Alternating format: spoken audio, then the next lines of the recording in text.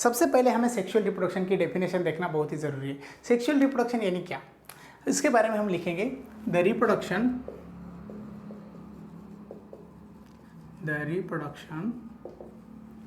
Takes place with the helps of fusion of gametes. यहाँ पर gamete का fusion है। किसका फ्यूजन है? गैमेट्स का फ्यूजन है। गैमेट का फ्यूजन रहने की वजह से इस प्रकार के रिप्रोडक्शन को हम सेक्सुअल रिप्रोडक्शन कह सकते हैं। उसके बाद में यहाँ पर पेरेंट्स जो है, दो पेरेंट्स है, इट इन्वॉल्व टू पेरेंट। कितने पेरेंट है? दो पेरेंट्स इन्वॉल्व है। दो पेरेंट इन्वॉल्व रहने की वजह से हम इसे बाय पेरेंटल भी कह सकते हैं, बाय पेरेंटल रिप्रोडक्शन। ठीक है स्टूडेंट, हम ज़्यादातर प्लांट्स के बारे में डिस्कस करेंगे। अब यहाँ पर जो रिप्रोडक्शन चल रहा है वो दो पेरेंट्स की मदद से चल रहा है, इसलिए हम इसे बाय पेरेंटल कहते हैं। देन गैमेट फ्यूजन भी है, इसलिए हम इसे क्या कह सकते हैं? सेक्सुअल रिप्रोडक्शन भी कह सकते हैं। अभी यहाँ पर देखो, हम प्लांट के बारे में जब सोचेंगे तो in case of plant, flower is sexual unit. कौन सा यूनिट है? फ्लावर सेक्सुअल यूनिट है। अब ये फ्लावर को सेक्सुअल यूनिट क्यों कहा जाता है?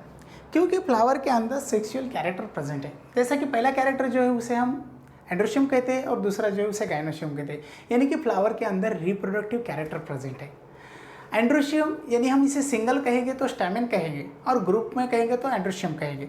वैसे ही गायनोशियम को हम ग्रुप में गायनोशियम कहते हैं, सिंगली हम उसे पिस्टिल और कार्पेल भी कह सकते हैं। तो सबसे पहले यहाँ पर सेक्सुअल यूनिट कौन सा है? फ्लावर। अभी इसी फ्लावर के अंदर देखो, हमें कुछ इंपॉर्टेंट टर्म्स देखना है फ्लावर के बारे में। पहली टर्म हम देख सकते हैं मोनोसियस। मोनोसियस यानी कि बाइसेक्सुअल फ्लावर। कौन सा फ्लावर है? Bisexual flower. देखो स्टूडेंट, बाइसेक्सुअल फ्लावर का मीनिंग क्या होता है? यहाँ पर हम लिख सकते हैं both types of sex organ.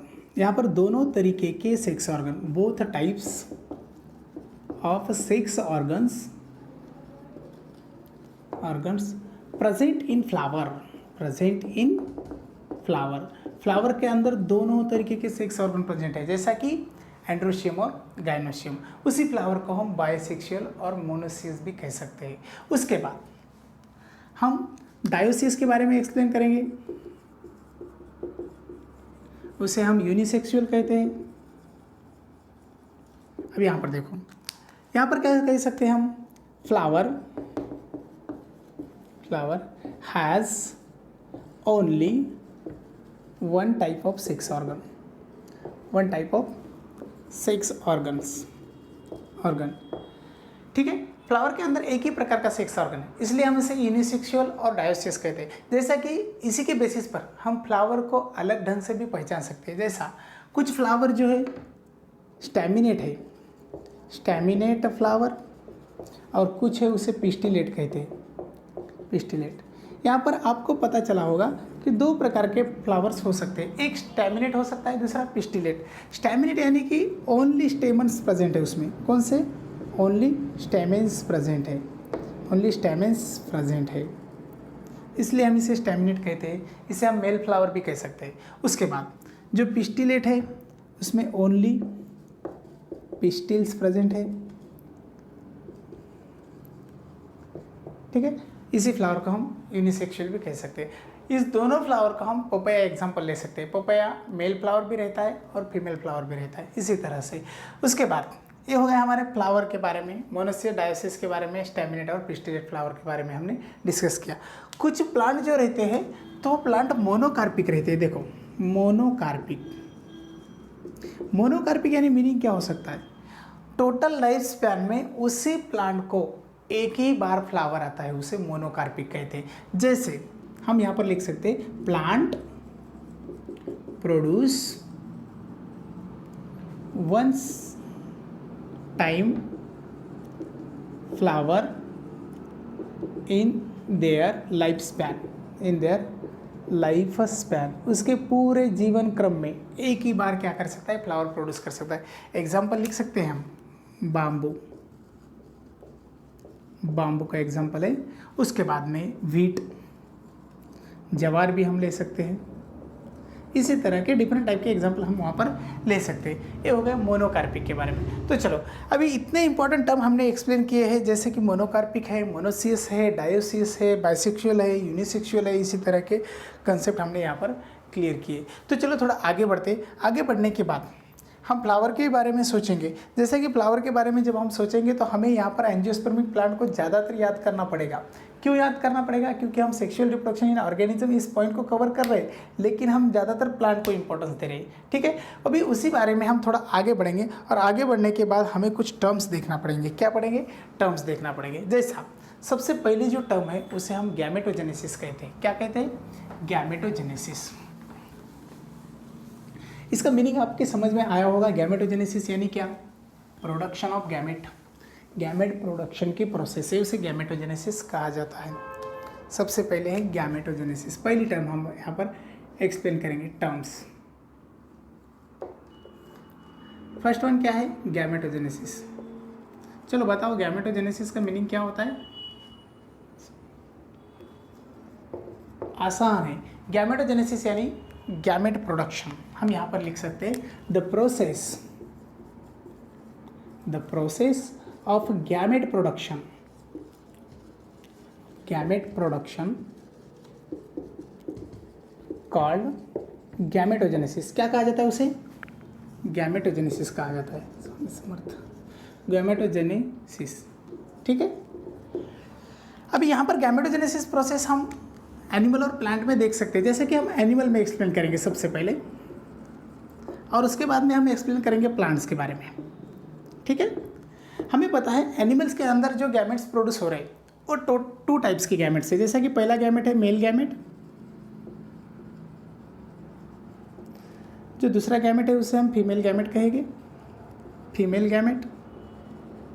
ठीक है, मेल गैमेट यानी कि स्पर्म, फीमेल गैमेट यानी कि ओवम।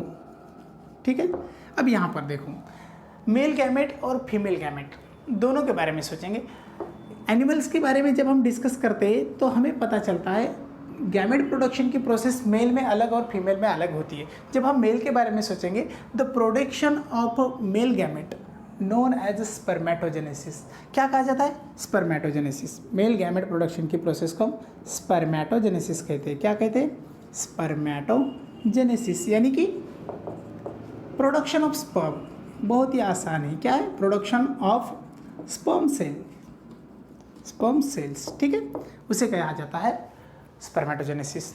उसके बाद में गैमेट के अंदर oogenesis। क्या मीनिंग है oogenesis का?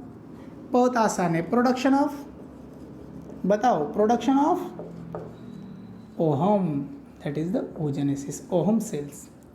ठीक है, इसी तरह के प्रोसेस में ये हो गया एनिमल के बारे में। उसके बाद में प्लांट के बारे में हम सोचेंगे। प्लांट के बारे में तो बहुत ही आसान है। हमें पता है प्लांट में भी दो गैमेट हैं, एक मेल गैमेट है प्लांट के अंदर। उस मेल गैमेट को हम क्या कहते हैं? पोलन कहते हैं, पोलन गैमेट कहते हैं। और फीमेल गैमेट है प्लांट के अंदर, फीमेल गैमेट है, उसे हम क्या कहते हैं? मेगास्पोर कहते हैं, और उसे हम ओहम कहते हैं। इसी तरह प्लांट के अंदर पोलन और ओहम, ये दो डिफरेंट टर्म है। जैसा कि मेल गैमेट जब प्लांट के अंदर प्रोड्यूस हो रहे हैं तो मेल गैमेट को हम माइक्रोस्पोर भी कह सकते हैं। क्या कह सकते हैं? माइक्रोस्पोर। और फीमेल के अंदर मेगास्पोर।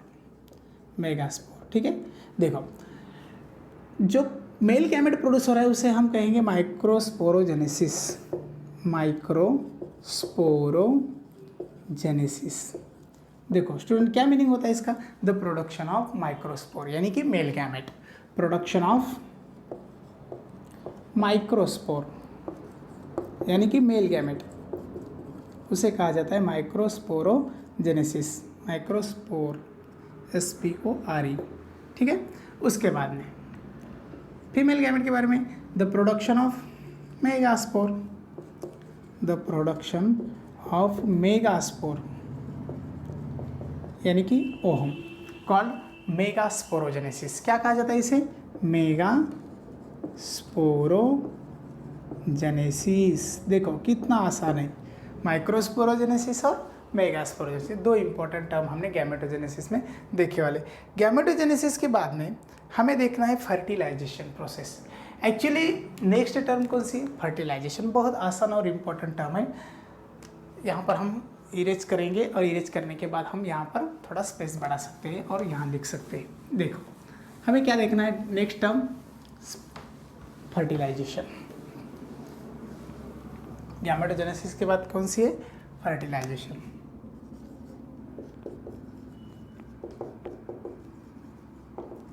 स्टूडेंट फर्टिलाइजेशन मीन्स क्या? The fusion of two gametes, the fusion of two gametes. अभी दो गैमेट का फ्यूजन हो गया तो इसे फर्टिलाइजेशन कहा जाता है। लेकिन फर्टिलाइजेशन प्रोसेस के अंदर रिजल्ट क्या है? It produces zygote. Zygote produce होता है और वो जाइगोट ऑलवेज डिप्लॉयड रहता है। ठीक है, इससे फर्टिलाइजेशन कहते हैं। अभी फर्टिलाइजेशन दो प्रकार का है, एक है एक्सटर्नल फर्टिलाइजेशन और दूसरा है इंटरनल फर्टिलाइजेशन। इंटरनल फर्टिलाइजेशन और एक्सटर्नल फर्टिलाइजेशन।